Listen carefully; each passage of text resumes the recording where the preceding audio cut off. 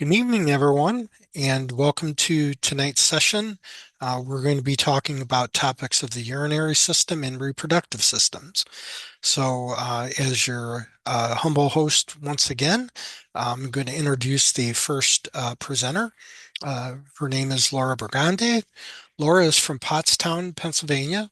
She graduated from Northeastern University with her bachelor's and master's degrees in bioengineering and is currently a second-year medical student at Drexel University. In her free time, she likes to go on runs, play pickleball, and bake. Academically, she is interested in anatomy, microbiology, and immunology, and hopes to specialize in emergency medicine. So Laura is going to be presenting on the anatomy of the urinary and reproductive systems. So Laura, it's all yours. All right, thank you. I'm just going to share my screen and we'll get started. All right, can everybody see that? Okay, perfect. All right, so I'm going to be talking about the urinary system and reproductive system. So, our learning objectives for tonight are to identify the organs and their functions of the urinary system, explain the differences between the urinary system and the anatomy of individuals assigned male and female at birth. I'm going to describe the anatomical structures of the breast, including its relation to the skin, superficial fascia, and the pectoral muscles, and describe the function of the male and female reproductive systems, as well as the major anatomical components of each.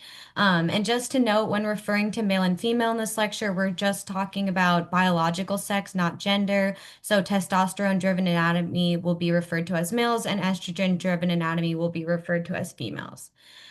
So just to start, I'm going to try and go over these teaching slides quickly so that we can have a lot of time for the knowledge checks. So to start with the urinary system anatomy, we have the kidney.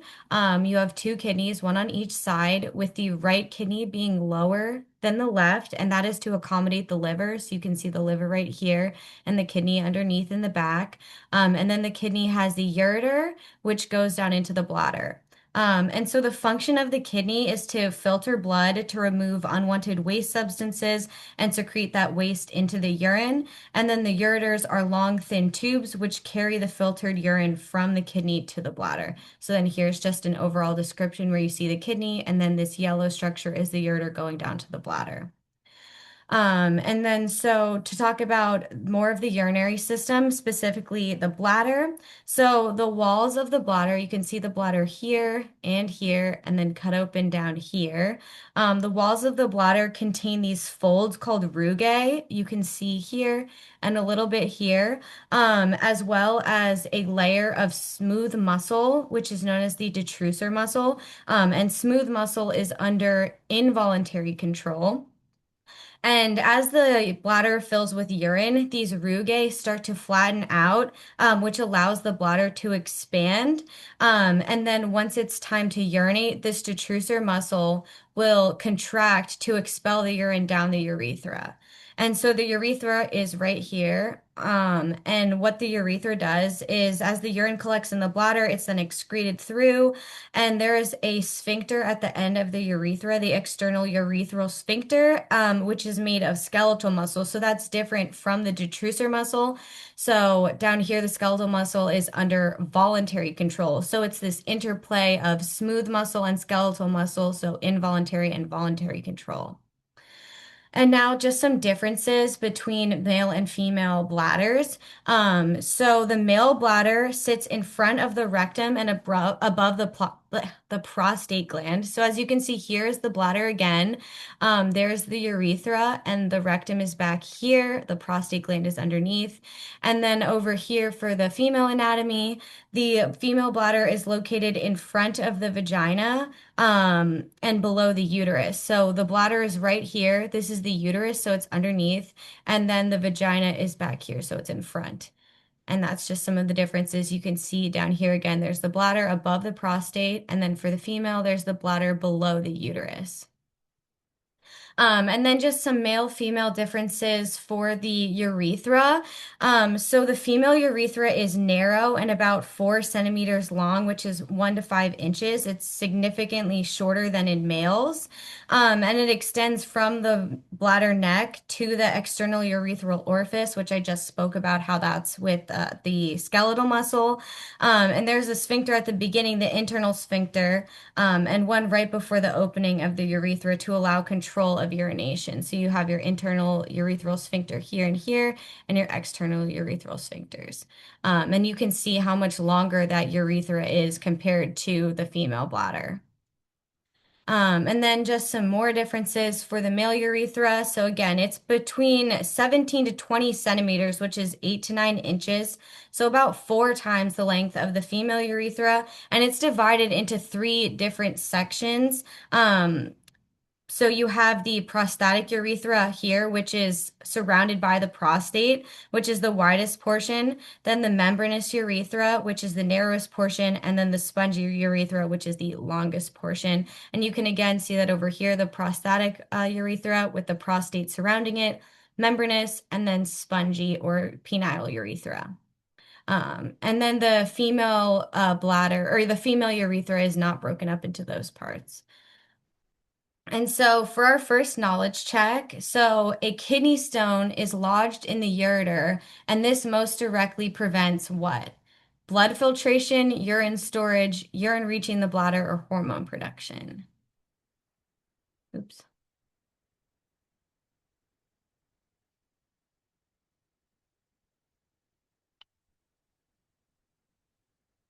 Okay, just a few more seconds.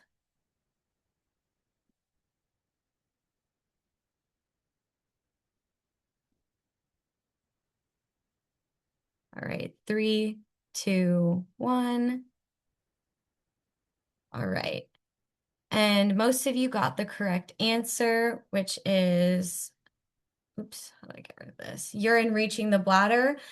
So blood filtration is the function of the kidney. Urine storage is the function of the bladder. And then if you have a kidney stone that's lodged in the ureter, that's preventing the downstream flow of urine. So here is like an example of a kidney stone. And so it's blocking that urine from being able to reach the bladder. And then hormone production is the function of many other organs, and that's not directly impacted by a kidney stone. Okay, now our next knowledge check. A 65-year-old man visits his doctor because he has difficulty starting urination and feels that his bladder does not fully empty. His doctor explains that urination normally occurs when the bladder wall contracts automatically to push urine out of the body. Which type of tissue makes up the structure in the bladder wall that is responsible for pushing urine out of the bladder?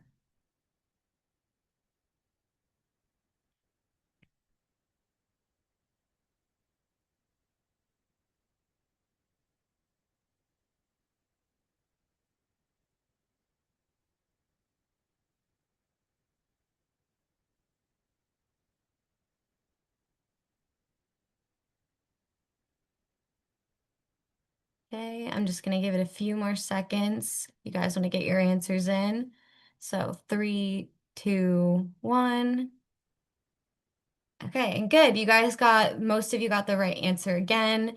So that is smooth muscle. And that's because it's under involuntary control, like I spoke about. That's the detrusor muscle that's impacted. So the key word here is contracts automatically to push urine out of the body. And then remember those, the urethral sphincter is skeletal muscle. So that's voluntary control. And then connective tissue is not really found in the muscle, and the glandular epithelium is not going to impact the contraction. That's going to be the function of muscle.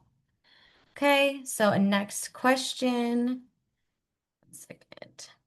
A 14-year-old assigned female at birth patient gets frequent UTIs. Her physician explains this is partly due to the fact that her urethra is longer than a male urethra, shorter than a male urethra, not connected to the bladder, or surrounded by the prostate.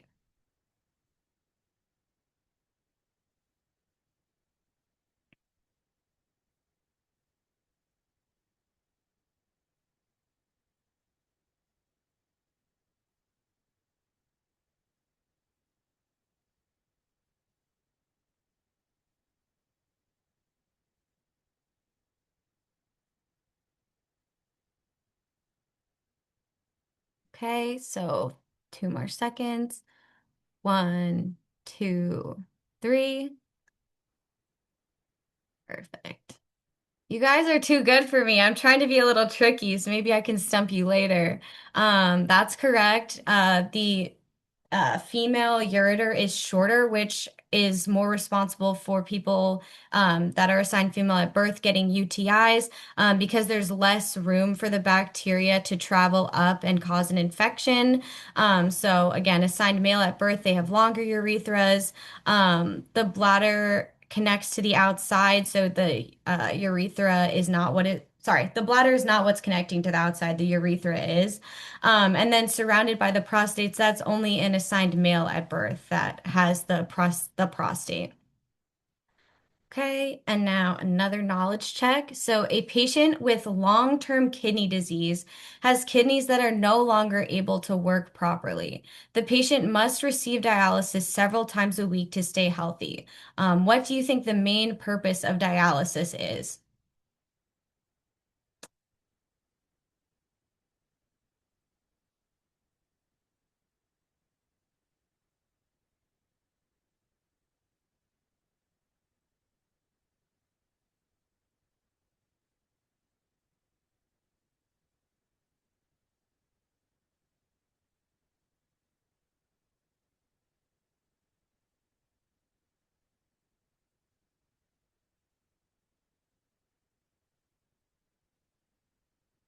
All right, so 3, 2, 1.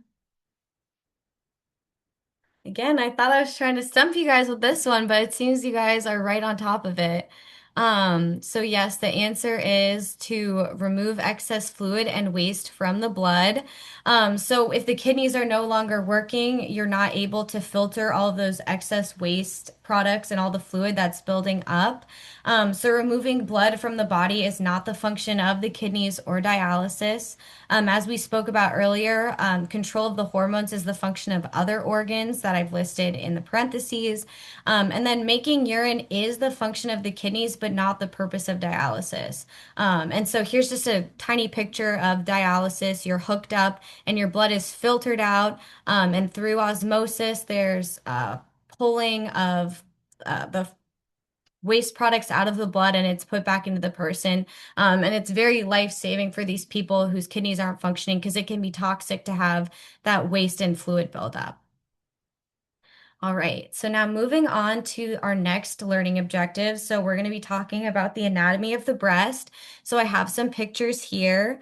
The breast is composed of mammary glands surrounded by connective tissue stroma and encapsulated by fascia. So the mammary glands are modified sweat glands that begin to produce milk during late pregnancy. So breast milk is secreted during infant suckling under hormonal influence, and the mammillary glands are located within the lobules here. Um, and so they will like swell during late pregnancy so that it can produce milk for the infant. And then the connective tissue stroma, there are glands that sit within the connective tissue, which is composed of fibrous and fatty components. So you have your fat tissue, and then your fibrous components encapsulating it. And then you have your superficial fascia, which is a connective tissue layer that is covering the front of the breast. So right here, you can kind of see it. I highlighted it here, the superficial layer. And then the deep fascia is the connective tissue layer separating the back of the breast from the underlying pectoral muscle. So that would be back here, and then the pectoral muscle is underneath it. And so I tried to show a few different views where there's the deep fascia and then your pectoral muscles. And then this would be likely a male pec because you don't have that fatty tissue, but I just wanted to show the pectoral muscle in a different view. So if you had these glands and the fat and the stroma, that if you removed it, there would be the pectoral muscle underneath. So for our first knowledge check, a student learning anatomy notes that the breasts are mainly composed of bone, cartilage, fat and glandular tissue, or skeletal muscle.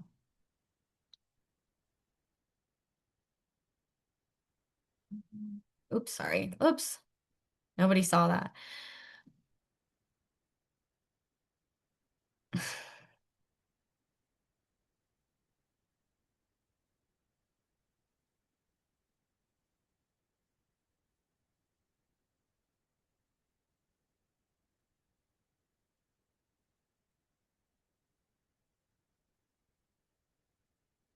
Okay, I'm gonna end the poll in three, two, one. Okay. Not only are you guys too good, but you also might have had a sneak peek when I accidentally clicked onto the next slide.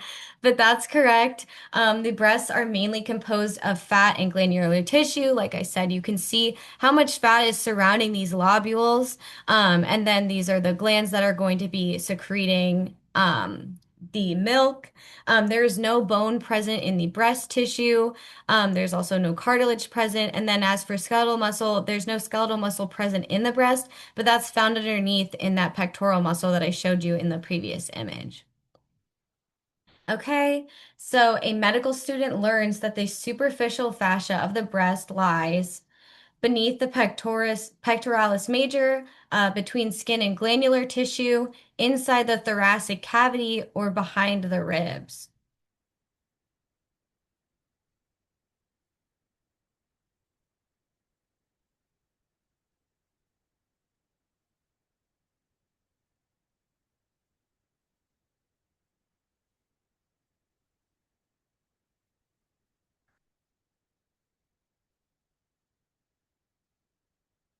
Okay, I'm going to give this 3 more seconds.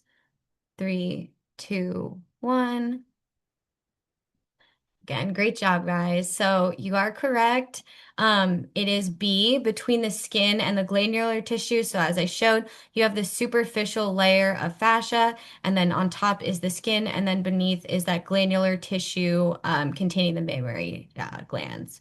Beneath the pectoralis muscle would be too low. So that's kind of in the thoracic cavity, which would be similar to answer C, which is inside the thoracic cavity. Um, and same with behind the ribs. So different answers there. All right, so now we're going to move on to the female reproductive system. And so the female reproductive system is responsible for quite a few things, producing gametes, which are the eggs or ova, producing certain sex hormones, and then facilitating the growth of fertilized eggs into mature fetuses. So just to start off with a knowledge check, so you have a pregnant patient that notices that as the fetus grows, she needs to urinate more frequently. Her healthcare provider explains that this happens because the growing organ that supports the developing fetus presses on nearby structures in the pelvis. Which organ supports the fetus during pregnancy, and what is the structure that is pressing on it? So let's see if we can apply our previous knowledge of structures to our future learning.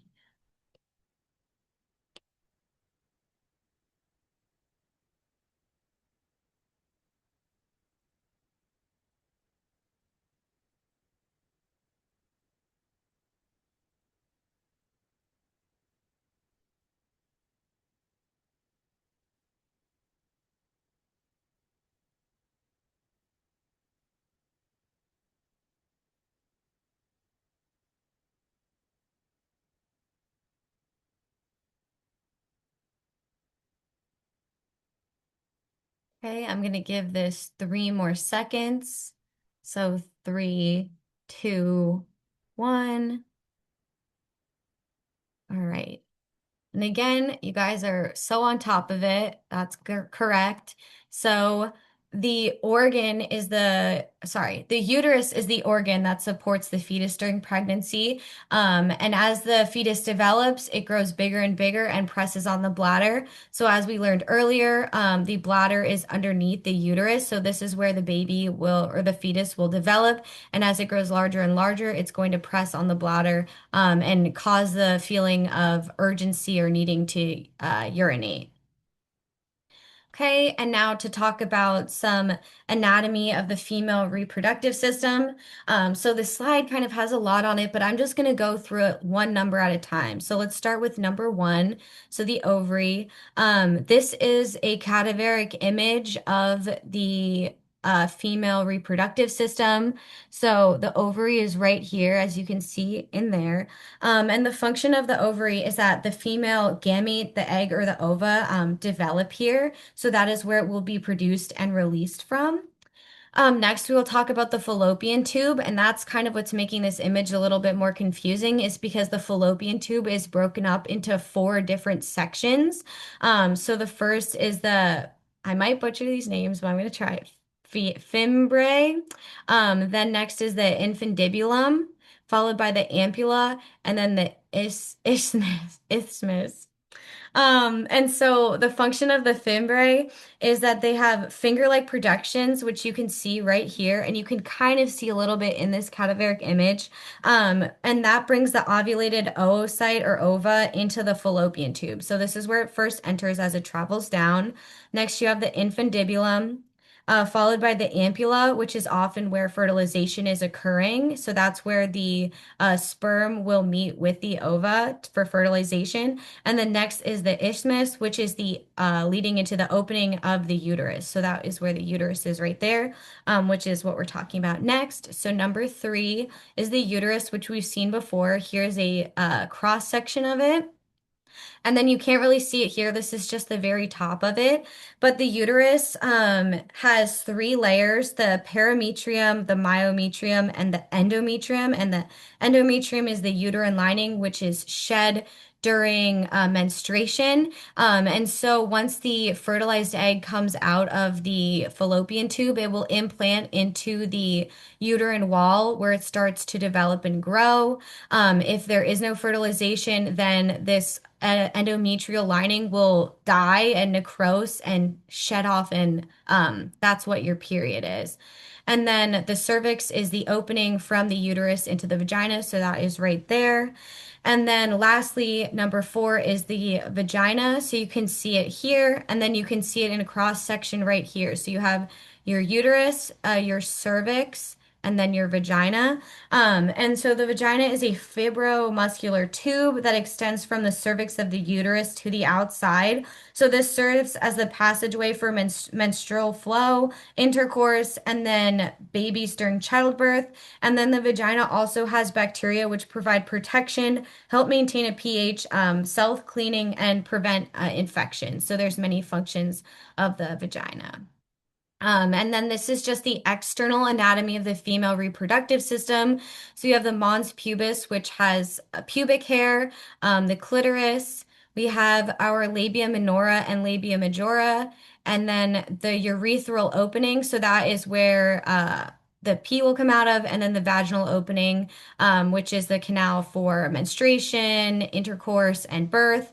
And then we have the perineum between the vagina and the anus. So that's just the external reproductive organs of the female anatomy.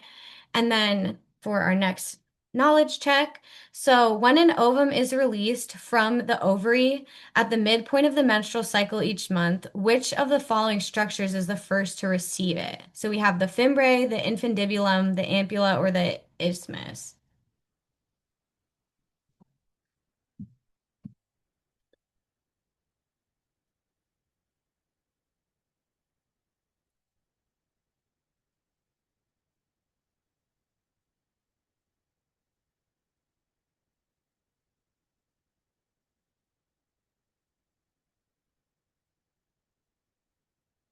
All right, I'm going to end the poll in just three, two, one. All right, so most of you guys got this correct. So it is the uh, fimbriae.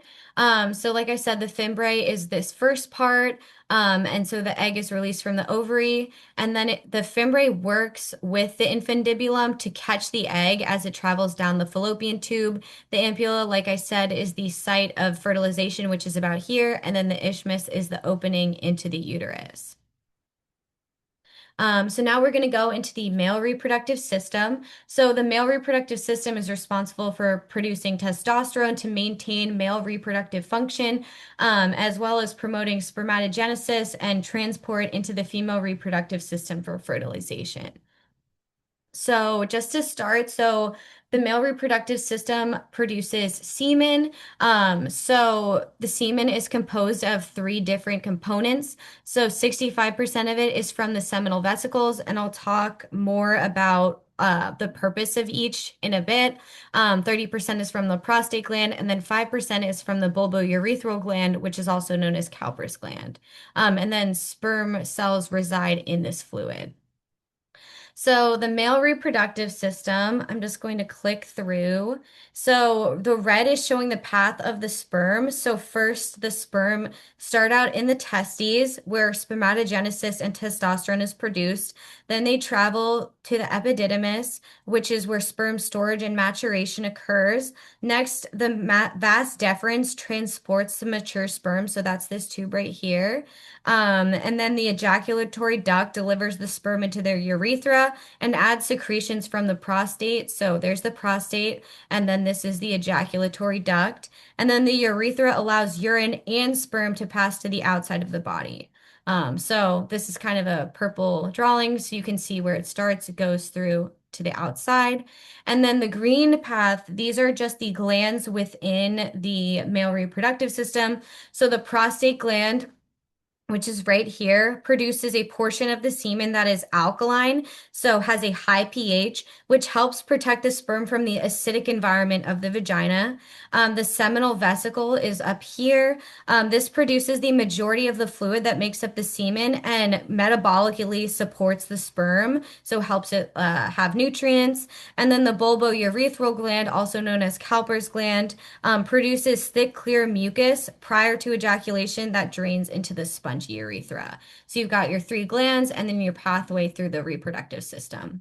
So for our first question, which structure produces the portion of sperm that protects it from the acidic environment of the vagina? Is it the seminal vesicle, the prostate gland, the bulbourethral gland, the testes, or the vas deferens?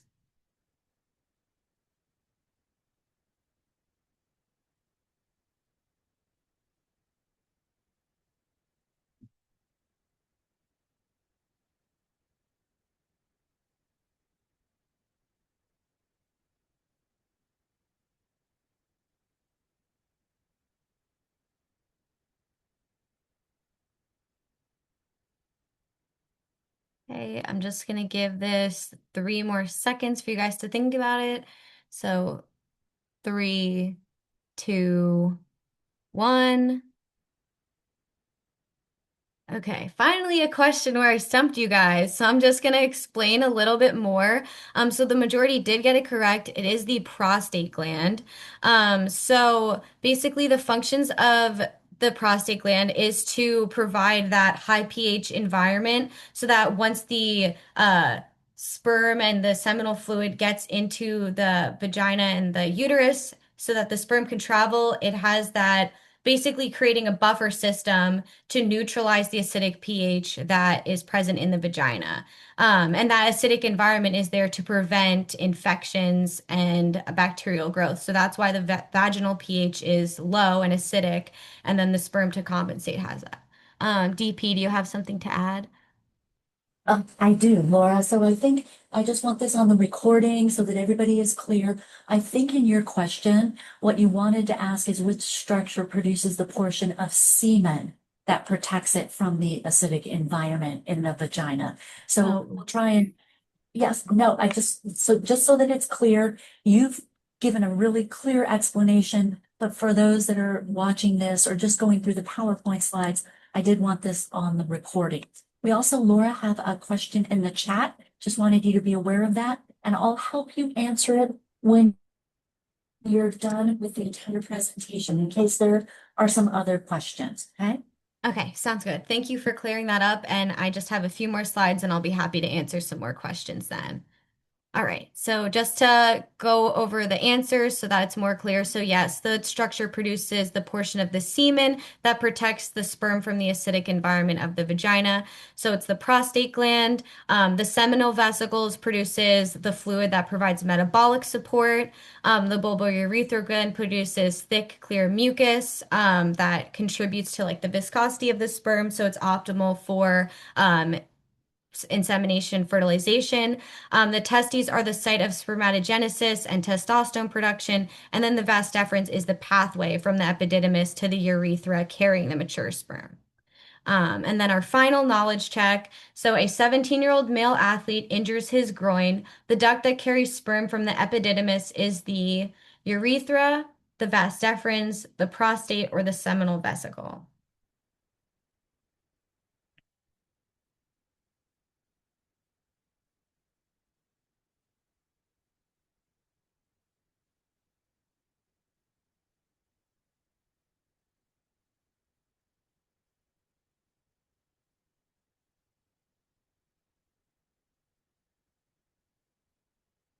Right, so I'm going to end this in 3, 2, 1. All right, great job, guys. So that is correct. The vas deferens is the duct that carries the sperm from the epididymis or the seminal fluid from the epididymis to the outside. So the urethra is the where the sperm goes from the vas deferens. So like I said, you have the vas deferens here and it goes into the urethra.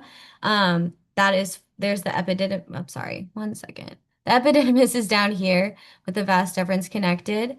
The prostate is adding fluid to the sperm. It surrounds the urethra, like where the prostatic urethra is, and then the seminal vessels are adding fluid to the sperm as well. It's not necessarily a path that the sperm is traveling through.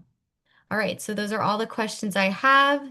So thank you guys, and I'll look in the chat to answer your questions. All right. So Laura, if you go back to that very last question and the diagram, I think that would be a great one to use to kind of help us answer Razab's question. So can you get to that slide again? Yes. The two sphincters question. Just gonna go back to here. Is that a good one? Let me think. How about if I start and you jump in? Is that good? Yeah, that works for me. Okay. So again, for everyone, as Laura was explaining, the bladder is comprised of smooth muscle. And the sphincter, you could see it if Laura kind of moves her cursor, the internal urethral sphincter is comprised of smooth muscle. So this is under autonomic control. If Laura moves down, especially on the left-hand side of the diagram, just below the prostate gland, you can see a sheet of skeletal muscle, and this is where, as it passes through this floor of the pelvic cavity, that's literally that sheet of skeletal muscle is the external urethral sphincter. And the reason why that's really important, especially in males, is that because it's under voluntary control, it will allow urination to pass through the penile urethra, but during sexual intercourse, the internal urethral sphincter is going to close, and where sperm are actually being inserted is going to be via two small openings in the prostate. So we're keeping urine separated from semen and sperm, which is exactly what you want because, again, urine is acidic and it could destroy the sperm before it's ever inserted into the sexual partner. On the right-hand side of the screen, same sort of story. You see the female urethra is much, much shorter. So there is a quasi internal urethral sphincter for females comprised of smooth muscle. But because it is so short and it's under voluntary control, females learn really very, very early on with potty training how to control the external urethral sphincter and keep urine sort of sequestered into the bladder. So I hope that helps. Laura, feel free to add anything, or Dr. Frank, please feel free to add any additional information. I feel like you pretty much covered it. The only thing I did want to add is that like during fight or flight, because this is autonomic control or involuntary control, that's why you won't have the need to urinate when you are in a heightened like fight or flight mode, because you don't want that to interfere with that response. So that's just like another thing to think about in terms of that autonomic involuntary control. Okay. And then I see the question. I thought both seminal vesicle and prostate gland secreted alkaline components. DP, do you have an answer for that one? Not sure. Right. So more commonly, we think of the prostate gland uh, being the major contributor of alkalinity, again, as Laura said, to raise the pH so that when the semen with the sperm are inserted into the vaginal canal, there's some protection that helps kind of neutralize that acidic mucus. So you are correct that the seminal vesicles do make contributions to the semen, but it's really the prostate gland that is important in secreting the alkaline components, as well as, and I'll just go ahead and say this, it's way beyond the scope of what we'll be asking you on the local competition, but the prostate gland is also going to secrete some coagulating factors that are going to help the semen stay within the vaginal tract long enough for the sperm to actually become capacitated and to start to swim. So that's another kind of major component or function of the prostate gland secretion. Again, Dr. Frank, if you want to add anything. No, I think I would just say the seminal vesicle provides the most of the volume of the fructose or sperm energy and prostaglandins, while the prostate adds its own alkaline fluid with PSA to help liquefy the semen. So each has a role. Both have alkaline properties, but the prostate would be the better answer here.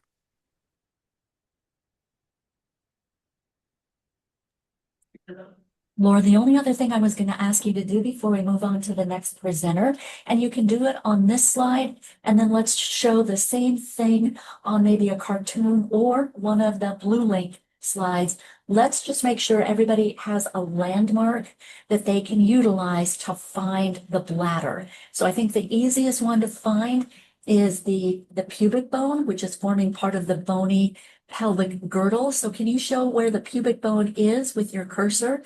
And then show the relationship of the bladder there. And then let's see if we can do the same for everybody watching the recording or on the Zoom right now on a female anatomy cross section.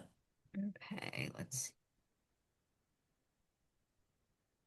I think this is a good cross section. I could zoom in here. So there's the pubic bone right there. You can see kind of like the white, the different color, and then the bladder is right here.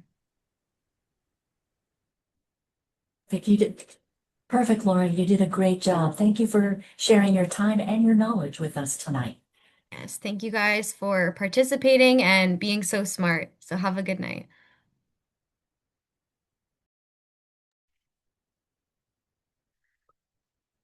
Okay, then we'll move on. Thank you, Laura.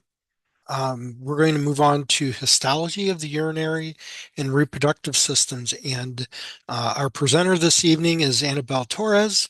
AnaBelle is from Winter Haven, Florida. She graduated with her bachelor's degree in biomedical sciences from the University of South Florida in 2023.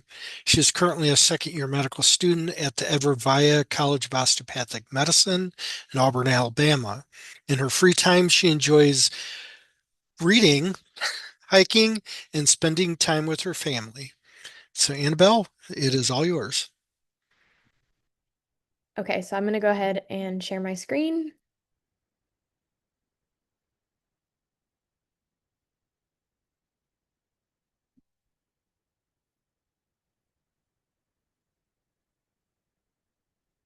Okay. Is it working? Can you see it?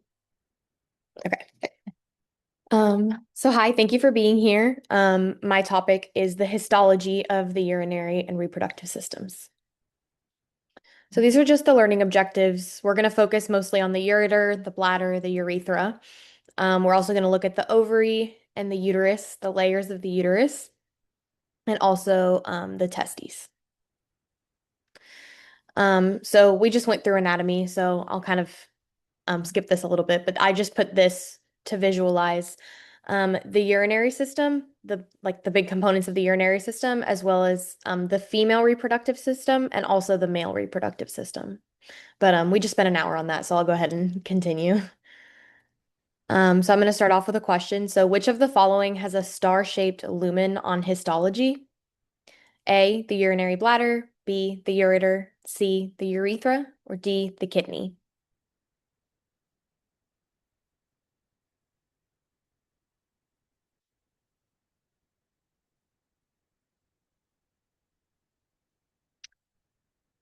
Okay, so it looks like everyone has answered and it's pretty split. Oh, the answer is the ureter.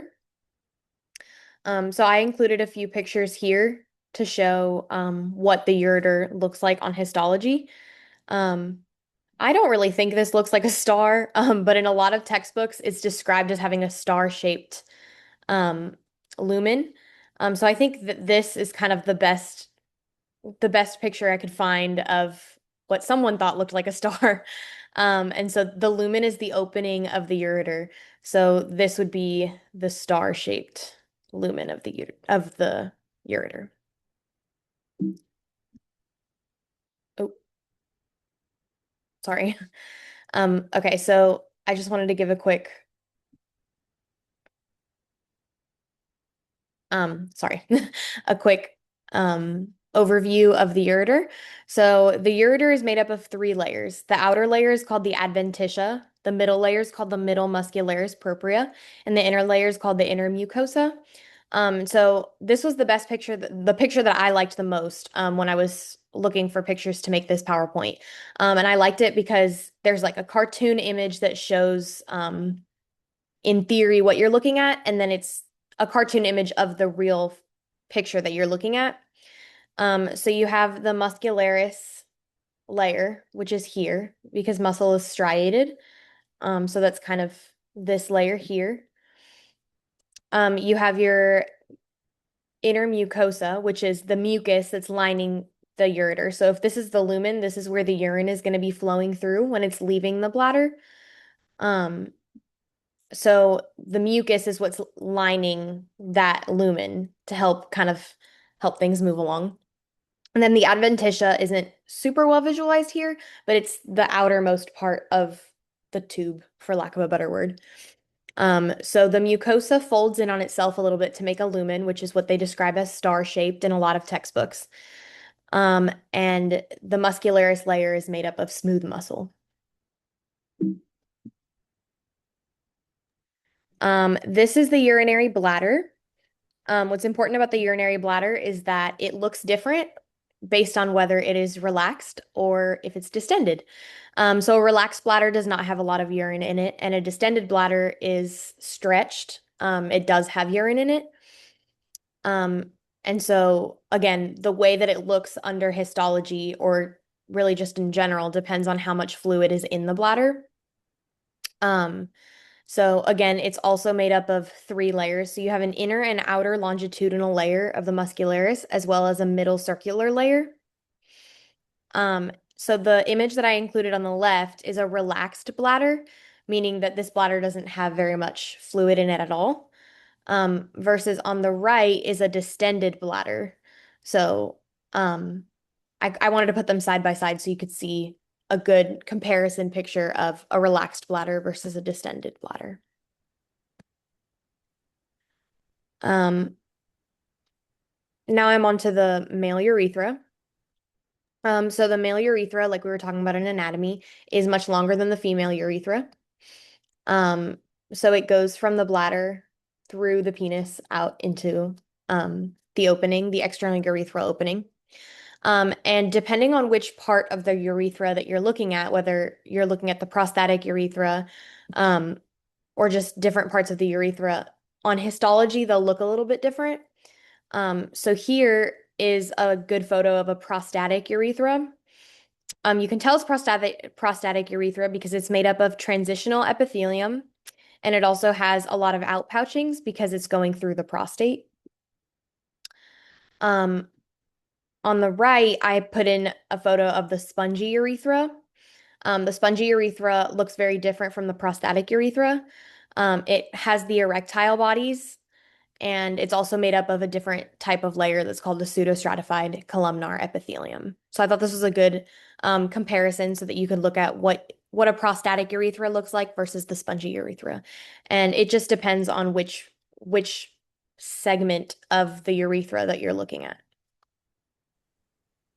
So AnaBelle, it's Dr. Peterson. We have some questions in the chat. So maybe before we go on, we could just clarify a little bit for everybody that transitional epithelium, sometimes known as urothelium, is really going to start in specialized structures within the kidney that are called the calyces. And those calyces lined with transitional epithelium then are going to line the ureters. And then they come down and they line the entire mucosa, the term that you use for the urinary bladder. And then again, everybody's remembering that the urethra is going to drain the bladder. And as you've already said, it's much longer in males. So it's going to start out with some transitional epithelium. But then as it approaches the end of the penis where the urethral opening is, it's going to transition to something that's a single layer columnar. And then at the very end, it becomes sort of thin and flat and squamous epithelial-like, similar to the type of epithelium we find in the epidermis of the skin. So hopefully that kind of puts some of the histology in context for everybody. Sorry, I can't see the chat and I'm scared that if I exit it, I'll lose everything. So, but I'll go ahead and continue. So that was the male urethra. Now we're going to look at the female urethra. So like we were talking about, the male urethra is much longer than the female urethra. And on histology, the female urethra looks different. So like we were talking about, depending on the segment of the urethra that you look at in a male, it'll look different. The female urethra is not like that. It's very short. It doesn't have a prostate gland or any erectile tissue like certain parts of the female urethra have.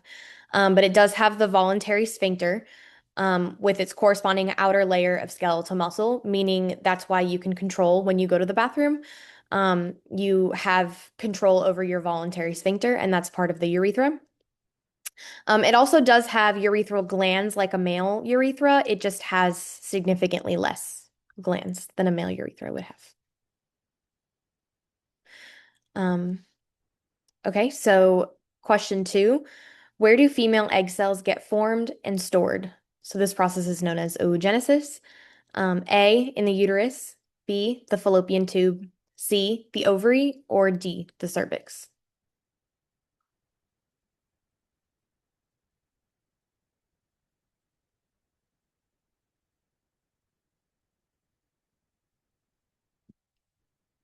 Okay, it looks like everyone has answered, and most people picked C, the ovary, which is true. So I included this photo on this slide to get a visual of what happens in the process of oogenesis. I'm not sure how much detail you need to know for anatomy purposes, but I felt this was just a good visual so that you can see how you start and it goes through mitosis. It starts meiosis and it gets arrested in prophase 1, and all of that happens before you're born. And then you go through puberty and meiosis 1 continues, and then it gets arrested at metaphase 2. But I think that's more physiology than anatomy. I just wanted to include it for completion's sake. So this is a photo of the histology of the ovary. So I coordinated the colors of my text to go with the arrows that are on this slide and the following slide, so that you could see what I'm talking about and in what color. So these are all just different angles of an ovary. This red arrow is pointing at the germinal epithelium, which is kind of the outer layer of the ovary. And it's made up of simple cuboidal epithelium. The capsule is like the outside part of the ovary. The only analogy I can come up with right now is like the wrapping paper, and I think it's because it's Christmas time. But it's like the very, very outside of the ovary. And that's where I put my blue arrow so you could see. And then the ovarian follicles, this purple arrow is pointing at an ovarian follicle. And the follicles are where the egg cells will grow and mature. So these are a few photos of ovaries. And then this following slide also has a couple of photos. So this is another picture of a follicle so that you could see just another way of visualizing it that might look a little bit different than the previous picture. And then here's the cortex, which is just the outer region of the ovary, and the cortex is where the oocytes develop.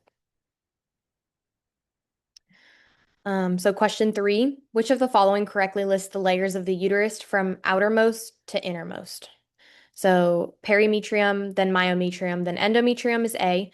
B is perimetrium, then endometrium, then myometrium. C is endometrium, myometrium, then perimetrium. And D is myometrium, perimetrium, then endometrium.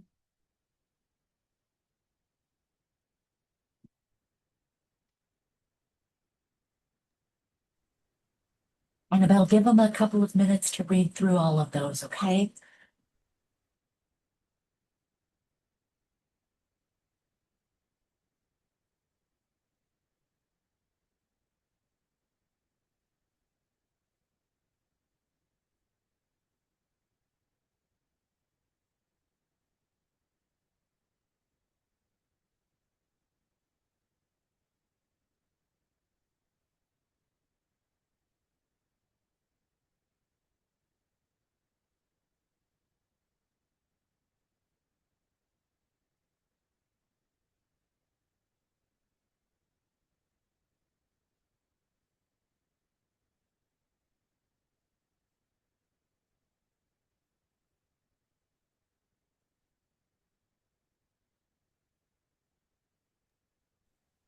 All right, looks good. Okay. So it looks like most people picked A, perimetrium, then myometrium, then endometrium. So I included this photo on this slide to show kind of so you can see all of the layers, but I think I have a better picture on the next slide. So this slide is just showing the layers of the the uterus. So this picture on the left is kind of looking at it from up to down, and the picture on the bottom is looking at it from left to right. So the perimetrium is this area over here. That's the outermost layer of the uterus. The myometrium is the thickest layer, which is kind of the middle. So I always remember like M for middle, M for myometrium. And then endometrium is the innermost layer of the uterus. So these are showing the same things just from a different perspective. So the endometrium is where a fertilized egg will be implanted if implantation is successful. It's also the layer that changes throughout the menstrual cycle. So it grows and develops in preparation for a potential fertilized egg to be implanted. And then when no fertilization happens, that's also the layer that sheds and that you lose with blood during your menstrual cycle. The myometrium is made up of smooth muscle, and it's what expands to allow the uterus to grow during pregnancy, and it also contracts during labor.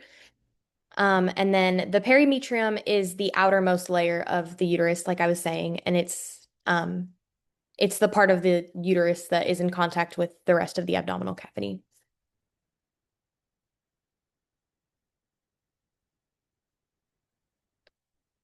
So I have, I think, one more question. Where in the testes does sperm production, spermatogenesis, take place? So A, the tunica albuginea, B, the Leydig cells, C, the epididymis, or D, the seminiferous tubules.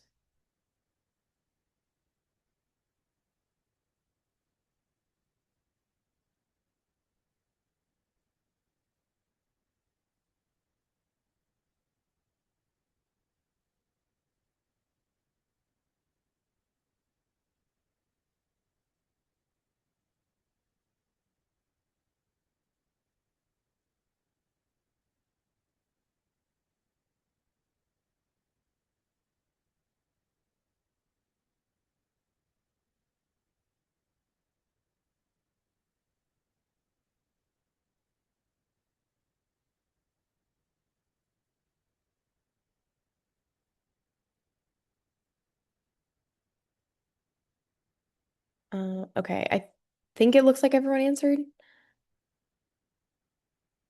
So I'll go ahead. The answer was D, the seminiferous tubules, and I just included, like I did for oogenesis, just the process of spermatogenesis, just so that you can see, kind of get a good visual of what it looks like. And then these are a few pictures showing testes under the microscope. So I did the same thing that I did in my other slides. I coordinated the color of my text to the arrows so that you could see what I was talking about. So this pink color is the tunica albuginea, which is the connective tissue that is the capsule kind of surrounding the testes. Um, these are the seminiferous tubules, which is where sperm production takes place. Each little circle in here is a seminiferous tubule. And then Sertoli cells are the big columnar cells that are inside the tubules where the spermatogenesis takes place. So this picture in the middle is sort of a more zoomed in photo of this so that you can see the Sertoli cells within the seminiferous tubules. And then the green arrow is showing the Leydig cells, and the Leydig cells' job is to supply testosterone and androgens. So they're more of like cells that provide support in spermatogenesis. And these are my resources.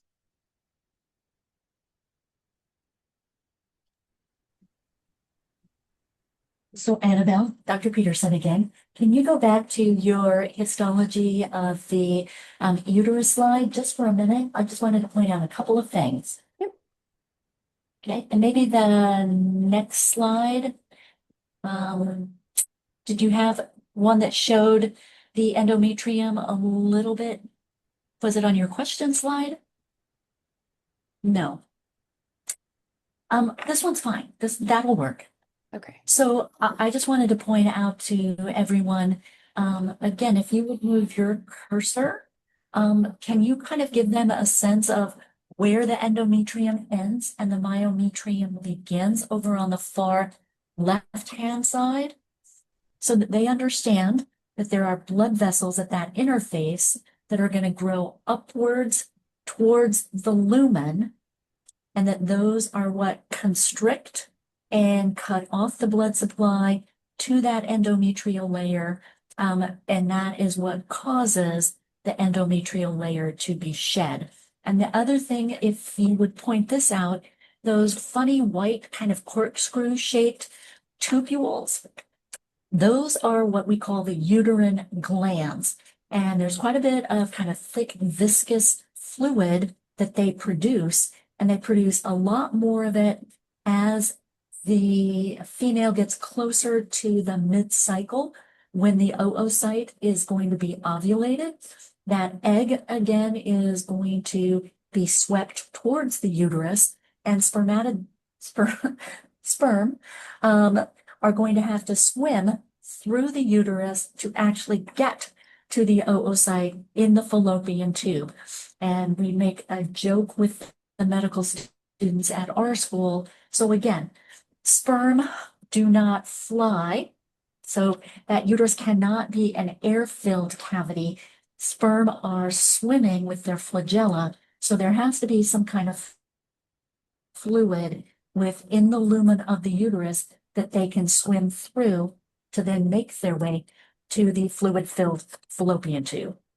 I thought you did a great job with this, and I don't see any additional questions in the chat. Was there any last or final comments that you wanted to make?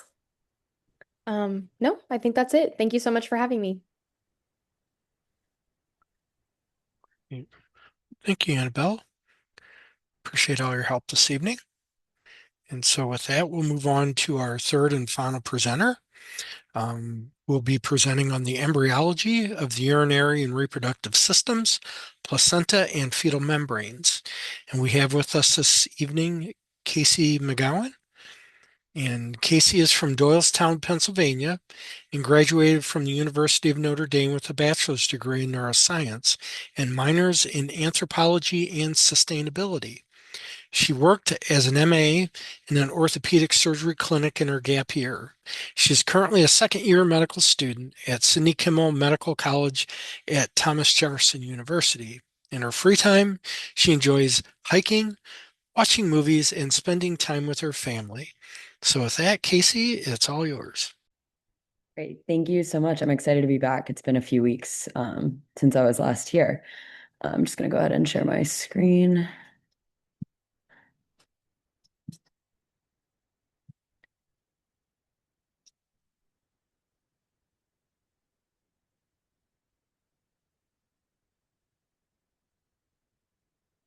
Okay. So basically, I'm going to be talking about the embryology of the urinary and reproductive systems. This is based off of Dominic's presentation from last year. I say this last time I did an embryology session as well, that embryo specifically can be really challenging. It's very visual. And so I encourage you to like find different resources, different ways of looking at things, any videos that kind of go through these processes if you can't quite envision it in your head as I'm going through the slides, because it does involve a bit of mental gymnastics.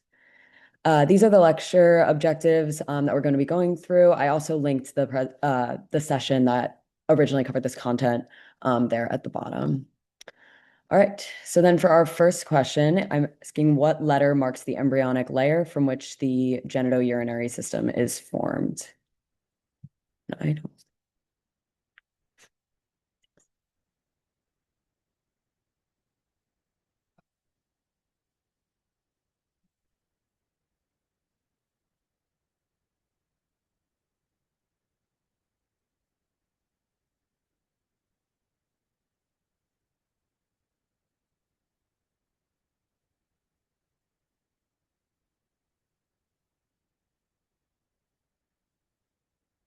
All right, so I'll give you like 5 more seconds. Okay, so this was a tricky question because I was asking basically you to know both what layer that it forms from and where you would find that layer kind of in the embryo. So the correct answer is going to be C. So the embryonic layer from which the genitourinary system is formed is the intermediate mesoderm. And what you're seeing here on this image to the right is this entire layer here is kind of all mesoderm, this kind of tannish color. If you remember from the MSK embryo lecture that I did with you guys, the somites are part of your paraxial mesoderm, which is closest to your neural tube and the notochord that are in the midline. And then you have your lateral plate mesoderm all the way out to the side, because you remember lateral means further from the midline. And then right here in between those two is going to be our intermediate mesoderm, which is letter C. That was a tricky question, though. Okay, so then thinking of the development of our urinary system, I'm going to talk about the urinary development first and then the reproductive system development, partially because it does just happen beforehand sequentially.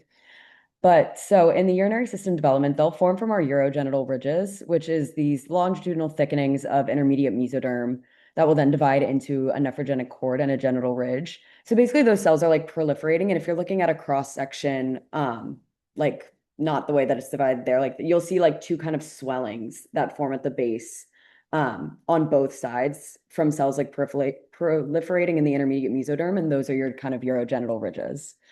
By the end of week 4, we have the nephrogenic cord, which will then give rise to these 3 structures, the pronephros, mesonephros, and metanephros. And I think it's important to note that, like I said, kind of urinary system development occurs before genital development, and it's hormone independent. So whether you are going to have testosterone or estrogen-driven genital anatomy, it doesn't matter. The development of the urinary system is independent of those hormones. All right, so that brings us to our next question. Which of the following structures develops from the metanephric mesenchyme or the metanephric blastema? You can see both terms.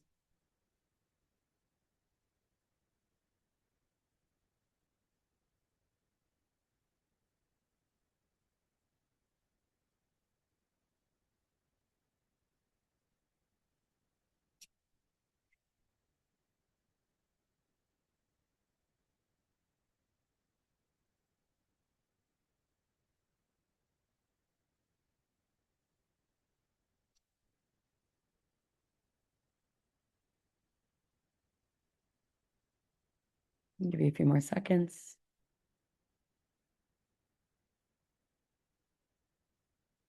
Okay. These are tricky questions. I realize we just did this content in our like classes, so I think I was biased that way. But the answer here is actually going to be the glomerulus. So when you're thinking of what forms from the actual metanephric mesenchyme, it's the part of the kidney that's actually producing and concentrating urine, which out of these 4 choices is only the glomerulus, which is part of the structure that filters and creates urine. But those other three structures there that I talked about really don't make urine. They just kind of collect or transport it. And so they form from either the ureteric bud, which will be forming our like collecting tubules, ureters, and the renal pelvis, or the bladder, which forms from an entirely separate structure as it's kind of in a different location of a different origin. So in this case, the only one that will develop from the metanephric mesenchyme itself is the glomerulus. And so then moving on to kind of go over those three structures that I talked about, the pronephros is the most cervical. If you look at if I go back to the slide, you can see that it's kind of all the way up in the cervical region of the embryo, and those form and then regress relatively quickly. So they never become functional. By the end of week 4, they've kind of regressed. The mesonephros is like a temporary kidney for the embryo. And it'll function until the metanephros is formed and functioning. And it's kind of in that thoracic lumbar region. And then our metanephros is our most caudal, and it begins developing in week 5, but not functional until week 11. So in that time period there is kind of where you have the mesonephros functioning. And the metanephros is what will persist as the permanent kidney in the adult. Okay. And then, so this can be a little complicated. You also have, in addition to that nephrogenic cord, you have this nephric duct, which you can see in this image on the right is forming kind of adjacent to the nephrogenic cord. So as the mesonephros forms, this nephric duct kind of becomes the mesonephric or Wolffian ducts. And so it's kind of like the nephric duct is more of a general term. It becomes the mesonephric duct at the time that you have the mesonephros forming. And the formation and extension of the mesonephric duct actually induces the intermediate mesoderm to form the metanephric mesenchyme or blastema, which is kind of like a bundle of cells that's forming at the base of what had been like a longitudinal cord. And so then and there's a lot of crosstalk here between the different layers, which can make it a little bit complicated, but it's important for all of this like kind of complicated timing that occurs with the system. So after the ducts induces the formation of this bundle of cells, that bundle of cells forming actually causes the duct to form this little outpouching called the ureteric bud. And so the ureteric bud is what will form what I call like that urine collecting system of the kidney, while the blastema or the mesenchyme will form the actual nephrons, the part of the kidney that produces urine. Okay, And so so then, before you move, yeah. I'm sorry, this is Dr. Peterson. It is complicated, but that's an awesome picture. So if you can go back to that slide and just kind of talk them through what that green blob is and what those little cup-shaped structures are and what those little red dots are, because for the histology that AnaBelle presented, they don't have to be able to identify Bowman's capsule or the glomerulus, but I think that would be really helpful for your explanation. If you could just take a couple of seconds and kind of describe what they're seeing on that slide, because you have time. Yeah. So kind of what you're seeing here, at least in this first structure. So these red dots represent like functional glomeruli, which is the functional part of the kidney that's making the urine. So you can see in the leftmost image that pronephros really never forms that proper like knot-shaped structure that you're looking for. And then these blue kind of cup-shaped things are representing the collecting tubules that the urine is like dumping into. And so you can see that you kind of, on the leftmost, you start with like a very primitive version of that. They never form the proper structure. And at the same time, you have this growing nephrogenic cord and nephric duct, which are extending downwards. And so then once you get into the mesonephros, you can see that they do form these little functional units. And as the cord is continuing to grow down, and it reaches this structure called the cloaca, which I forget if we touched on in previous sessions, but this is at like the very caudal end of the embryo, and will eventually form like the bladder, external genitalia structures. So it extends all the way down to this kind of green part at the bottom. And then so as you get into the rightmost column of this picture, you have the functional mesonephros, which are working as your kidneys while the metanephros is forming. And then you have this blob that I was talking about. That's the metanephric mesenchyme or blastema, that bundle of cells that forms. And then, like I said, that induces this duct structure on the right to form this outpouching called the ureteric bud. And then in this next image I have, you can actually see the ureteric bud growing into that blastema to form the like collecting structures. So it'll kind of grow, the ureteric bud will continue to grow into that blastema, into that green blob, and then branch to form these collecting tubules as the rest of the mesenchyme forms those same little functional units that they show in the rest of the image. That'll make sense. It's very complicated. It's a lot of back and forth between the layers. And so I definitely encourage you to like take another look at that diagram or read through those couple steps there a couple times because it is a lot of information. Okay. And if and then this is a little bit of a challenging question as well. So where do the germ cells, which are the germ cells that can become gametes in organisms that reproduce sexually, where do those germ cells, oh, I actually changed this question and it didn't update. Not where they originate from, but where do they migrate from during development? Because they originate in the epiblast, which we talked about a long time ago, and then they are held in this location, and then they will migrate to the embryo after that. I apologize, it's a little bit of a confusing question.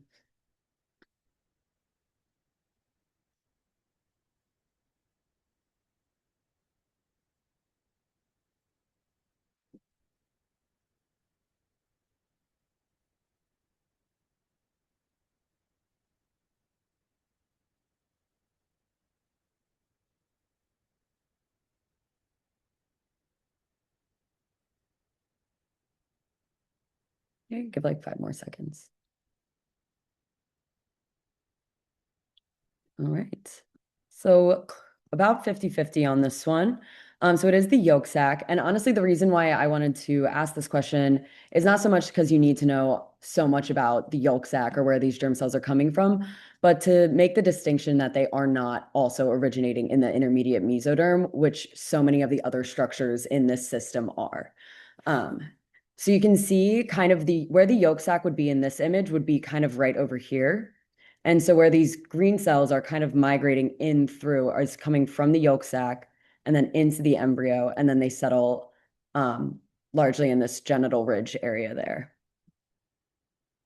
So our gonadal and genital ridges, as a review, they develop around week 5. And at this point, our gonads are bipotential. They could become a testis or an ovary. They also form from the intermediate mesoderm. If you remember on one of my first slides, I said that it'll form the nephrogenic cord and the genital ridge. So they form in close proximity to each other. They have this epithelial covering. I don't think you have to know too much about that, but just that they has this epithelial covering, which helps form the surface of the gonads. And then the primordial germ cells, which are those cells coming from the yolk sac or migrating in from the yolk sac that I just mentioned, will migrate to and invade the genital ridge around week 7. So those are what will so the intermediate mesoderm will form kind of all of the other support structures for those germ cells, but the germ cells themselves do not come from the intermediate mesoderm. Okay. So then which of the following structures persists as a part of estrogen-driven internal genitalia?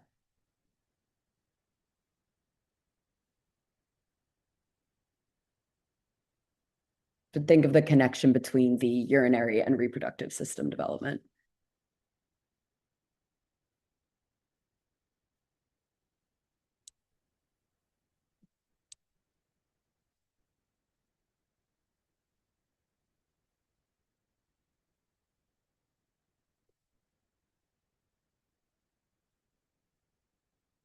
Okay, I'll give about 5 more seconds. All right, great. This one was indeed D. That's the paramesonephric ducts. These are also known as our Mullerian ducts.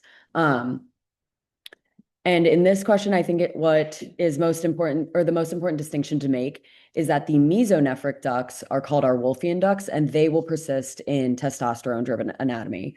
And it's our paramesonephric ducts, which form adjacent to those, that will persist in estrogen-driven. Oh, did I say? Oh, okay. I was like, the question was right, and then I have it different on this page. But yes, the paramesonephric ducts persist as a part of estrogen-driven internal genitalia. So then thinking about the development of the gonads and the genital ducts, so our Y chromosome has a gene called SRY, which is basically the sex determining region of Y, which then produces testes determining factor. If you can guess that, then causes the bipotential gonad to become a testis. So that is like it's an essential gene product for that transition to occur. In the absence of SRY and with kind of specific proteins and stuff from the X chromosome, the gonad becomes an ovary. And I think it's worth noting that it's not simply the absence of SRY that would then induce it to become an ovary. There are other factors that they're getting from the X chromosome to cause that transition. And so that's kind of the differentiation of the gonads are really dependent on that gene product from the Y chromosome. And then all embryos around week 7 do still have these two genital duct systems that I just mentioned. So you have your Wolffian ducts, which are shown in blue here, and then your Müllerian ducts, which are shown in red.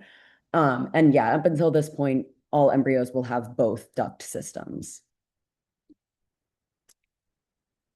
Okay, next question. So true or false, testosterone is responsible for the regression of the Müllerian ducts and the development or persistence of the Wolffian ducts?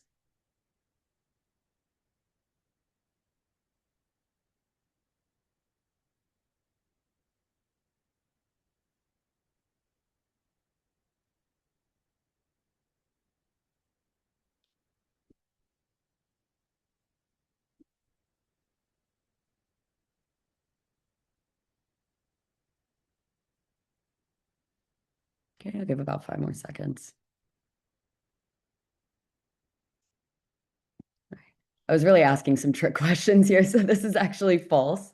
And the reason why is so testosterone is responsible for the development and persistence of the Wolffian ducts. However, it is not responsible for the regression of the Müllerian ducts. That is entirely dependent on the presence of anti-Müllerian hormone, which is produced by our Sertoli cells in the testis. But testosterone alone would not be sufficient to cause the Müllerian ducts to regress. So yeah, in testosterone-driven development, we have our testes developing, which contain both our Sertoli and Leydig cells, which produce these two really important hormones for the then development of the ductal system, which is associated with the testes. So Sertoli cells are the ones that create this anti-Müllerian hormone, which causes the regression of the Müllerian ducts. Leydig cells produce testosterone, which is essential for the development of the Wolffian duct. So you do need both of those gene products to produce like typical testosterone-driven internal genitalia. And basically assess this ductal system that I'm talking about will then form the epididymis and the vas deferens associated with the testes. So then in estrogen-driven development, in the absence of anti-Müllerian hormone, there's no signal telling those Müllerian ducts to regress, so they persist and develop into the uterus and the uterine tubes. But in the absence of testosterone, which I did say was essential for the development and persistence of the Wolffian ducts, with the absence of testosterone, those ducts will then regress and you'll end up with only the Müllerian ductal system, which, like I said, becomes the fallopian tubes and the uterus and part of the vagina. And that is it. I know that's complicated. Happy to answer any questions if there is anything. And you're doing a great job, Kacie, and we have a little bit of time. And in my opinion, this is the most complicated of all of the embryology. And embryology, just from the get-go, is complicated, but you have a couple of really great diagrams. So maybe we can go back and just take a look. So let's start with this one. So maybe you can kind of explain why those ducts have those mesonephric ducts are going to persist when we've talked about them being really associated with kidney development and urine. So if I think you can tell what I'm getting at is that this is a sort of set of tubes that in males is going to not only transport urine, but when appropriate, transport semen and sperm. So maybe you could just review that a little bit with everybody, and then we'll compare and contrast that to the next slide. Yeah.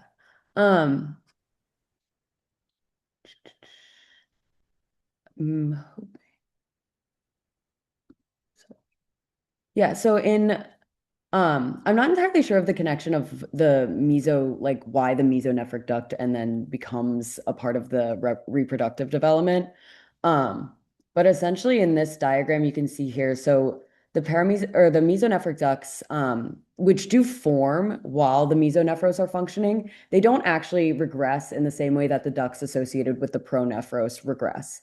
So while the mesonephros functional units eventually stop functioning, the mesonephric ducts don't actually regress. They persist as a part of the reproductive system development, even though those mesonephros like functional units that were producing urine are no longer functioning.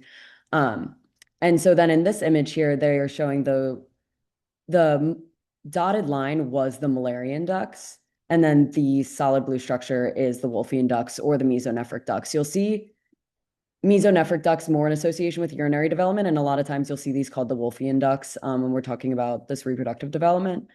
But then, like I was saying, this anti-Müllerian hormone is really the essential component causing those the tubes that were in red that are now dotted, causing them to regress, whereas the testosterone that's coming from the Leydig cells is really what allows this structure that's highlighted here to persist and develop and continue to become a part of the male internal genitalia. I'm hoping I was covering what you're getting at. I don't honestly know, though, the connection between like why it's in both both system development, if you can elaborate more on that.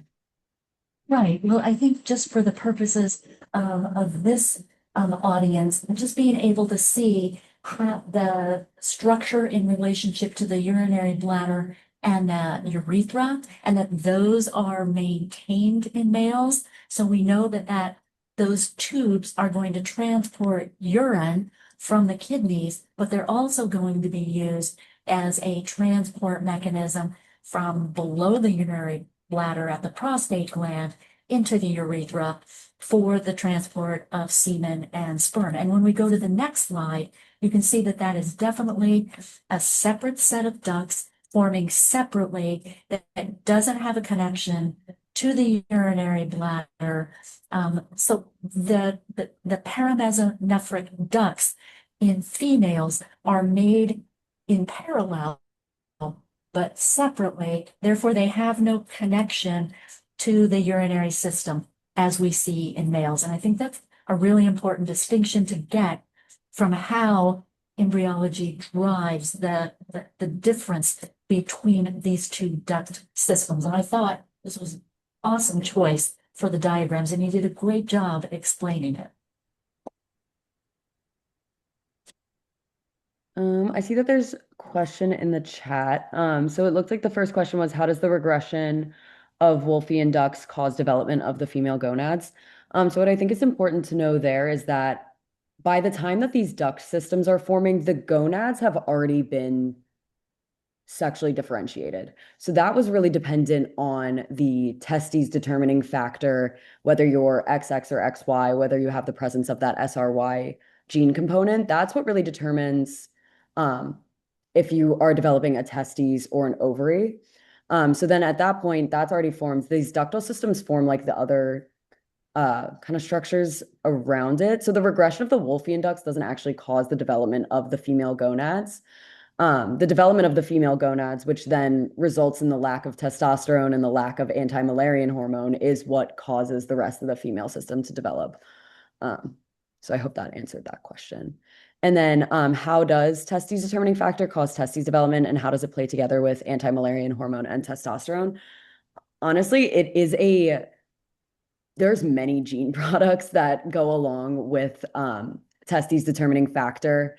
And I believe it's quite complicated. And I honestly don't know exactly how it causes testes development. But when you're thinking of the SRY gene, like that's the entire sex determining region of the Y. So that's like there's like multiple, I think, gene components that are involved there. And I'm not entirely sure how it causes testes development.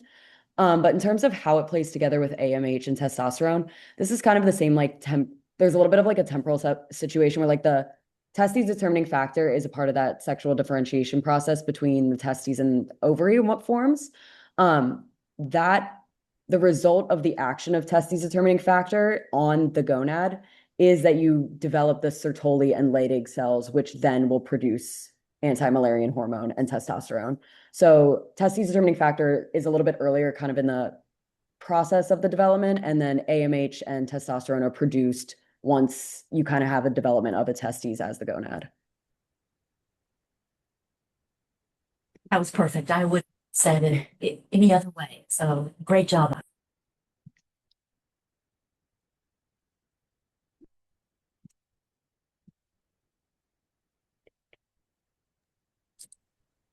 Any other questions for Kacie?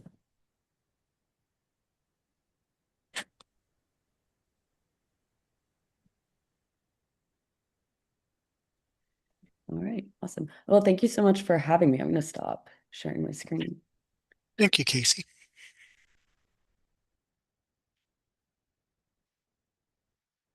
Okay. Are there any further questions for, I think Kacie and AnaBelle are still here with us. I think Laura left, but do you have any general questions for either of them?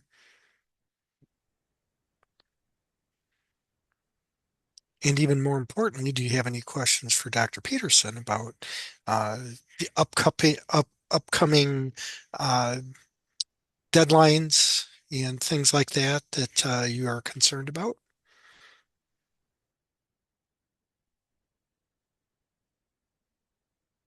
I will just highly encourage all of you, and I'm gonna, again, this is on the recording.